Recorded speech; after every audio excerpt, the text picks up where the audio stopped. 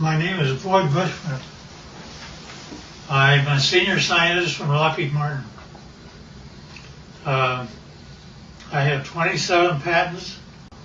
Approximately 13 years ago, I ran across a person who had been given a job by Dr. Teller.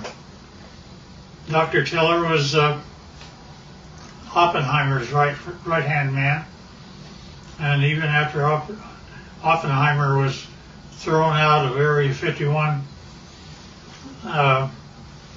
Dr. Teller stayed there and was in charge of several programs. The person that I contact twice to 3 times per month is the head of that program now. And they continually update me on everything they possibly can. I do have a top secret clearance.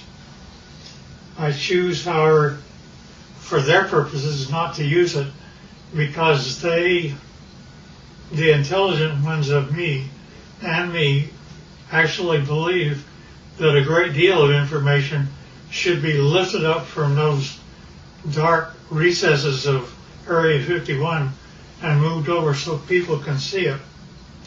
So that's what began about 13 years ago. Since I am a scientist, I do not believe in theory. I basically say, follow the data, theory be damned.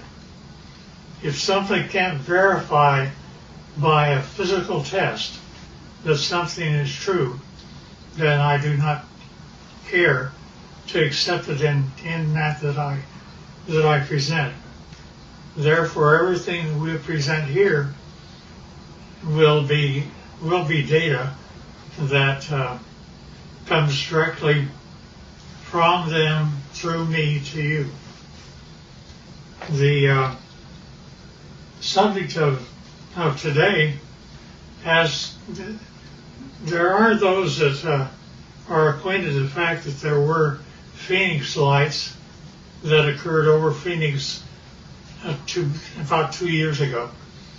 They were photographed, and those really turned out to be just blobs across the Phoenix sky.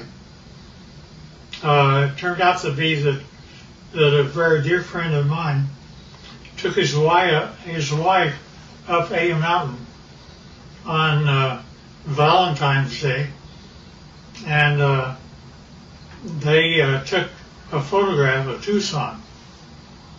Turned out to be, when they developed the film, there were a total of 5 UFOs across Tucson proper.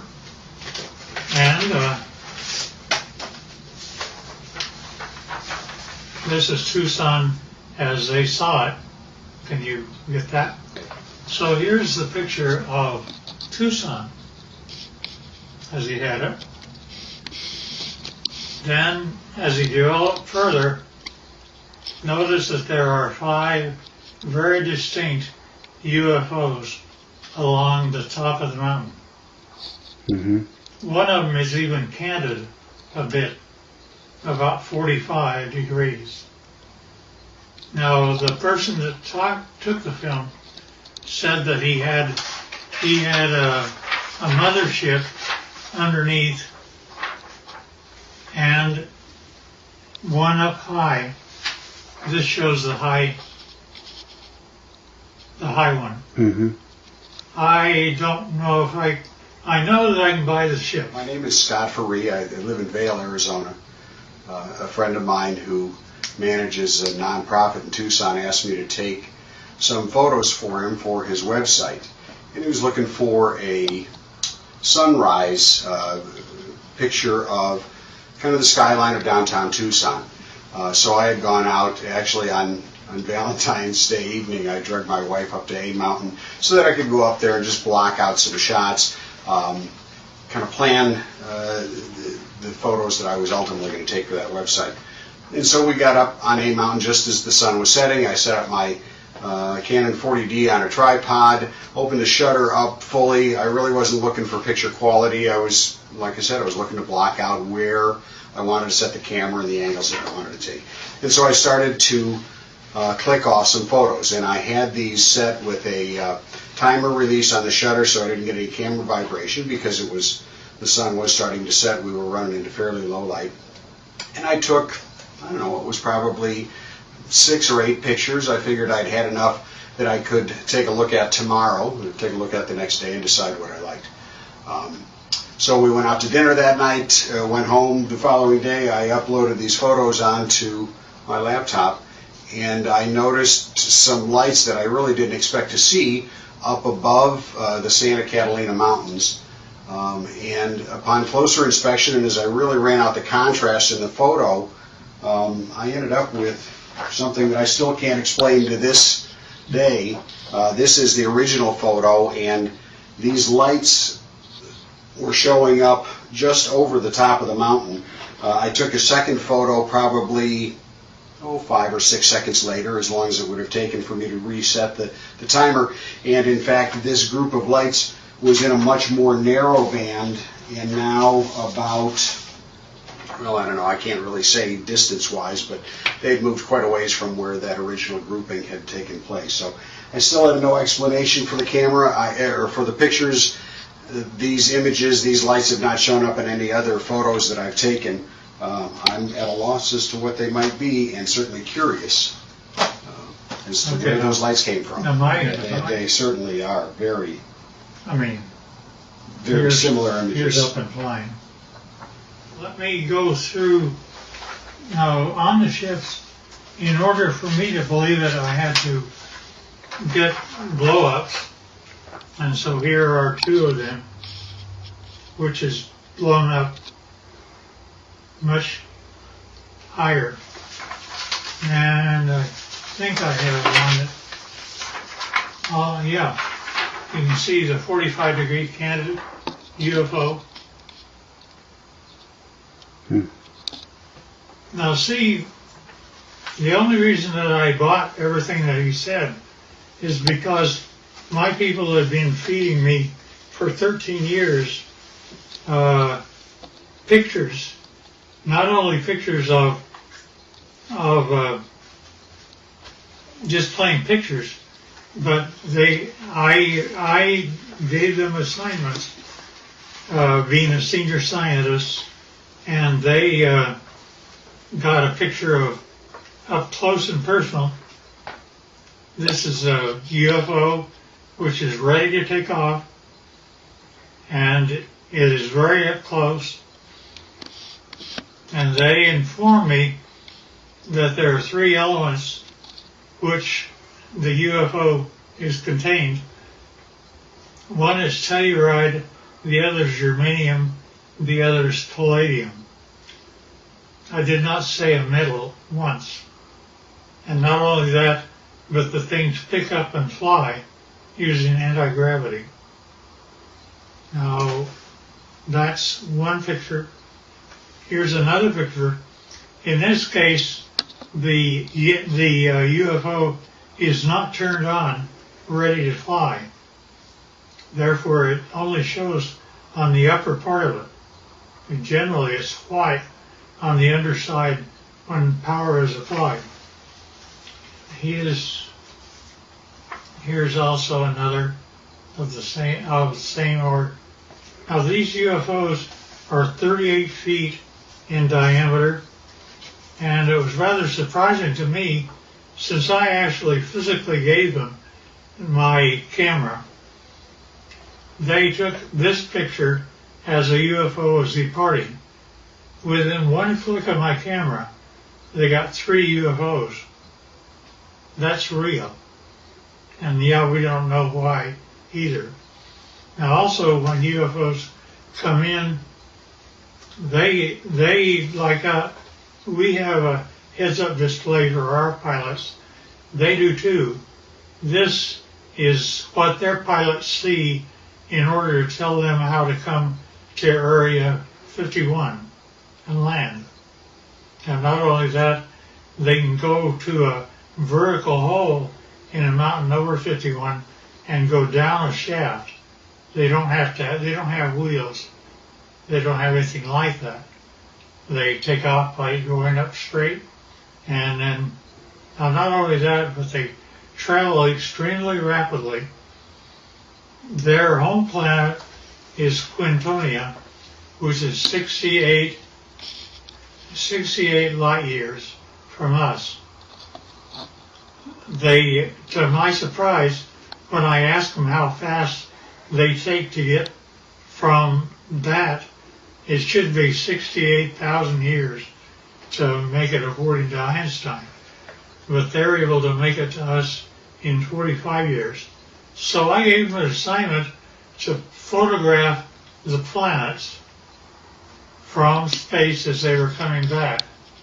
And they did that. And you see Jupiter and Saturn and Mars and Earth as it's seen by UFOs. And here's another. Now, we aren't going through motherships or anything like that. Nevertheless, those are the UFOs.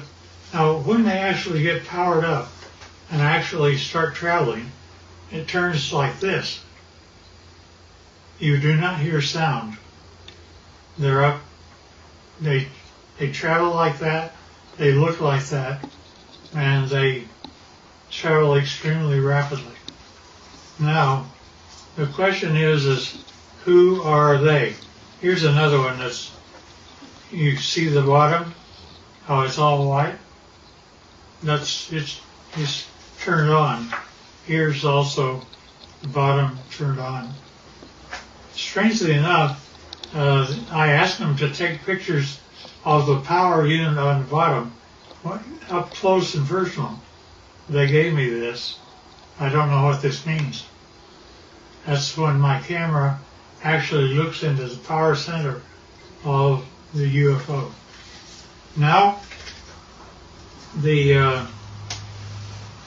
I asked them to tell me about who was flying these things.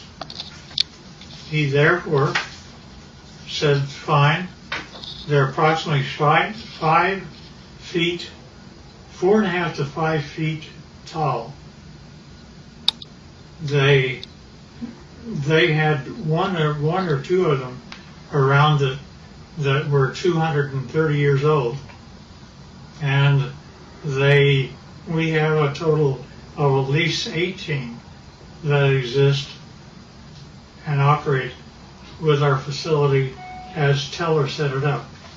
Now notice the eyes are different, nose are different, but they do have 5 fingers, 5 toes, 2 eyes, and rather strangely enough, I asked him how they communicate. He says, well, it's like this, Boyd. You all of a sudden have a question in your mind. You walk into a room with one of them, and all of a sudden you find yourself giving the answer to your question in your own voice. They're able to use your own voice by telepathy to talk to you. And I said, fine. Now that's how they look front. But when you turn around and look at the back, it's like that. Now notice that they have 3 backbones. They're actually cartilage. Nevertheless, it's a much more efficient system as ours. They also have 3 ribs in their system rather than more. This is also the back side of an alien. Here's a 45-degree look.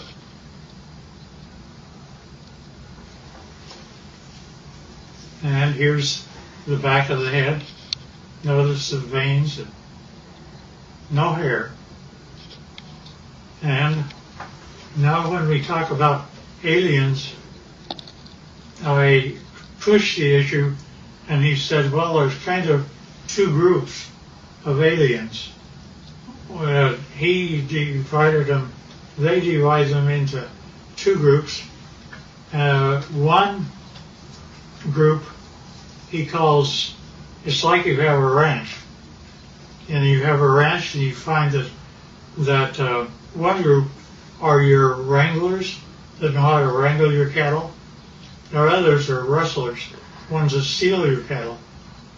And indeed, that the two groups do act differently. To the ones that are wranglers are much more friendly and have a better relationship with us. Here's the other side of the alien too.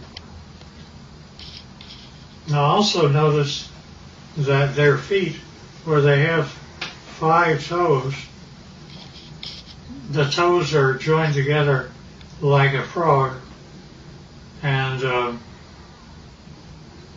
yet they are dissimilar.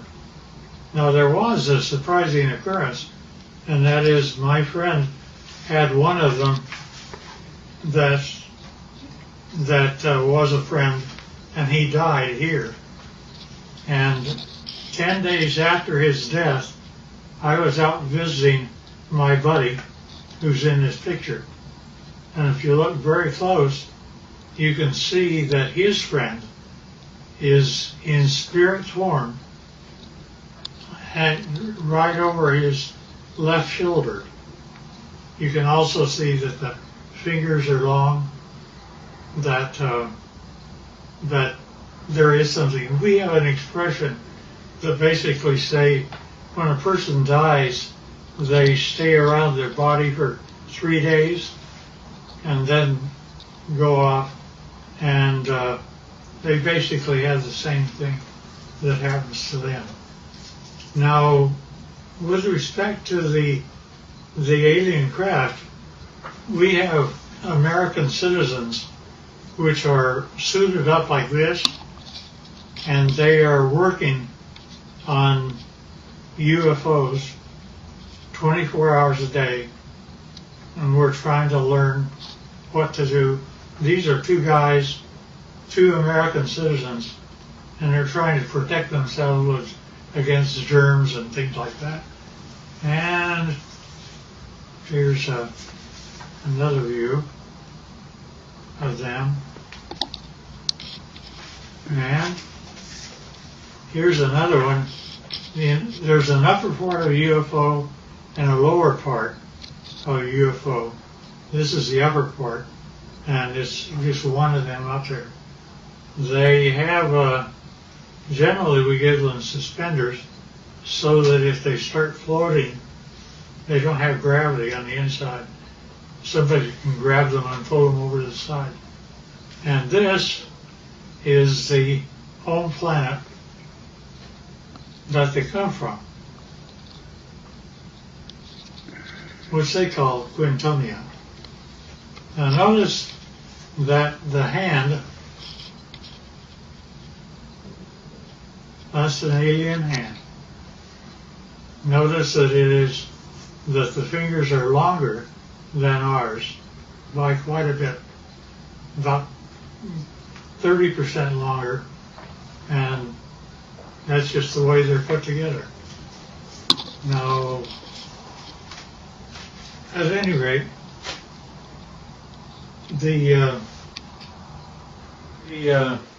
this process that introduced me directly or indirectly to Dr. Teller's work with the group that still is in charge of Area 51 and equivalent, turned out to be a doctor, very, very fine gentleman. And I was carrying on a conversation with him. He saw how the subject was going, so he simply said, well, you need to know what I did one day. And I said, okay. He said, I was in the process of doctoring a pilot who was a test pilot, a Navy test pilot for the United States government. And it was 1947. said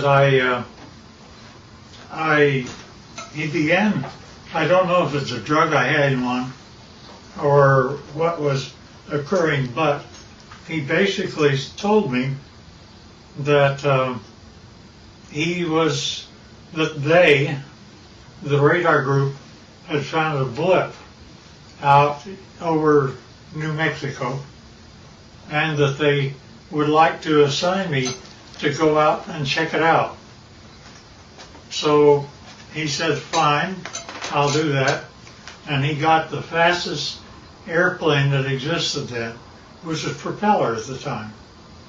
And it was fully armed and all the rest of those things. Nevertheless, he was out flying, and he found the item, and he immediately communicated back, and he said, I wish authority, first of all, I want you to tell me, are there any other airplanes flying? Are there commercial or anything else around other than he and I? Said, just the two of you. And he said, fine. Second thing I want to know is, do I have authority to shoot it down? I said, why do you want authority to shoot it down? He says, because I am flying the fastest thing that the United States can make, and he's beginning to leave me. Therefore, I know he's either a friend or an enemy, and if he's leaving me, he's an enemy. Therefore, I wish authority to shoot it down. The commander said, fine. He granted him authority. He pulled in. He shot him down. It came down. He flew past and saw that there was a road on the one side of a fence area. He came down and landed his airplane. Hard to do, but he did it. And then he cut across the fence. One of them, the door was open.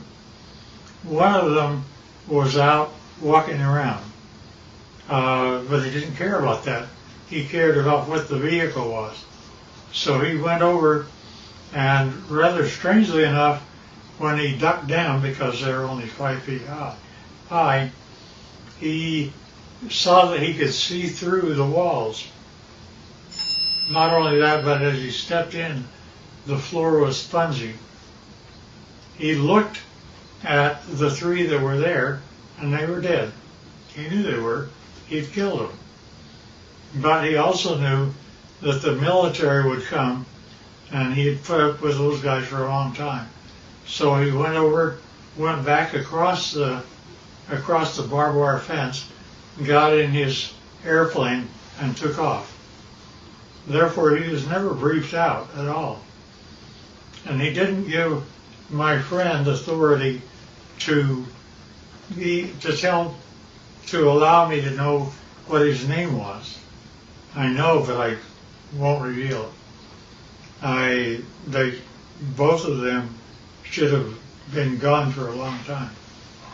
Nevertheless, so when I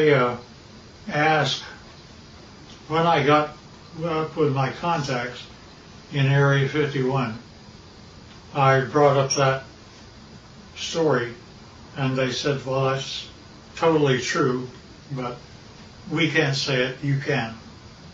And that's how they've kept me all this time, is I can talk about it, but they can't.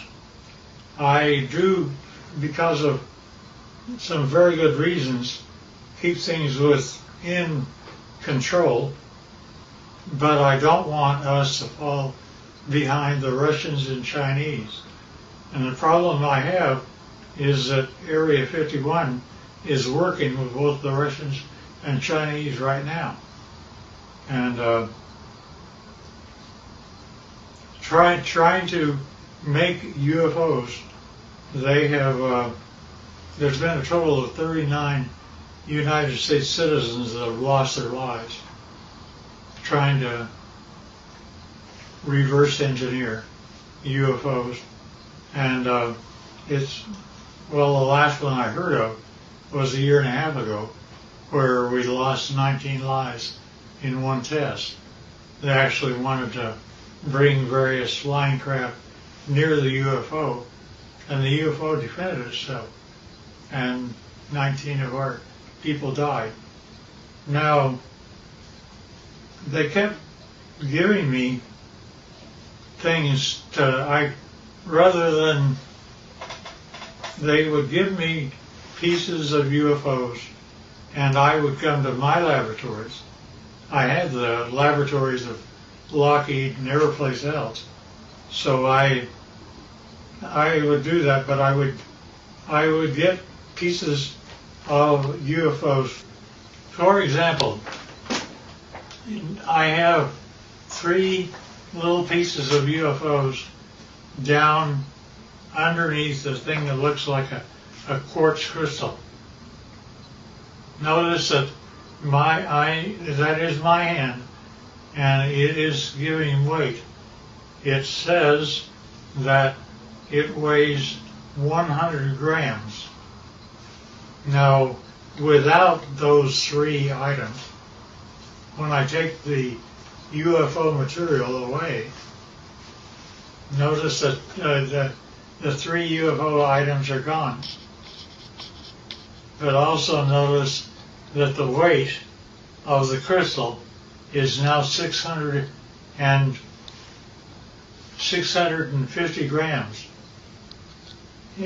The implication here is that if I were to take the pieces of UFO and put them underneath an average man's scale, he would weigh 45 pounds. Basically, they're working in anti-gravity, and therefore our effort is anti-gravity. Now, not only that, but we take these same pieces of items, and I go to a standard voltmeter, and notice that in my voltmeter I am getting a total voltage of 249 volts out of one piece of UFO. Not only that, but the team took a piece of UFO and connected it up like this and was able to have a complete laboratory operate for 6 months with heavy equipment. And it goes all the way up to 12 amperes. And since you didn't really get this before, here's the foot with the toes joined together. And this is a better view of the same. Now notice also, this is the body of an alien, and where we have 6 ribs that are connected together, they have 3. And the total height is less than 5 feet. And they still look like this, not like you and I. Nevertheless, so we're able to obtain voltages and anti-gravity, and anti-gravity appears several ways, which is rather unique and nice. Scotty talked about UFOs. I basically said, yeah, I understand, because here is what Area 51 was giving to me since the year 2000 and beyond. Notice it's recent, and we have one triangle, then we have 1, 2, 3, 4, 5, and we have one that's 150 feet across, if not larger. And each one of these are separate documentation of UFOs that were photographed and taken across the world from 2000 the year 2004. Now, when you actually get what that all means, is a UFO, when it's white on the underneath side, is ready to fly like that. And it's anti-gravity, that's the reason you don't hear anything. But when it's just parked means just floating in air. It could be above your house, like this, and this. This turns out to be the heads-up display that the aliens see of how to go to Area 51 and store their craft. Nevertheless, this is what the craft look like. That's how they change power.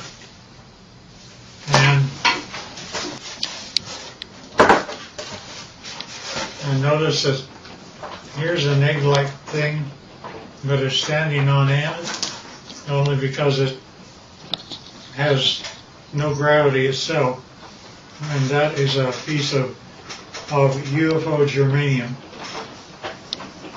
And this little dot is a piece of neodymium magnet, which is above the germanium, and it's floating all by itself.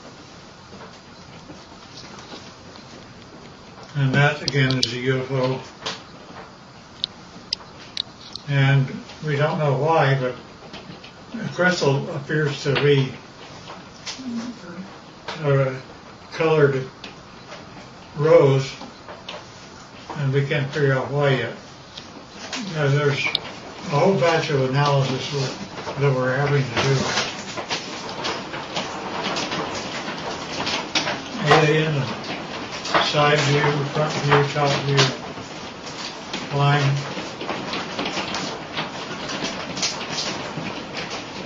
And that's the power center of palladium in the middle of the craft.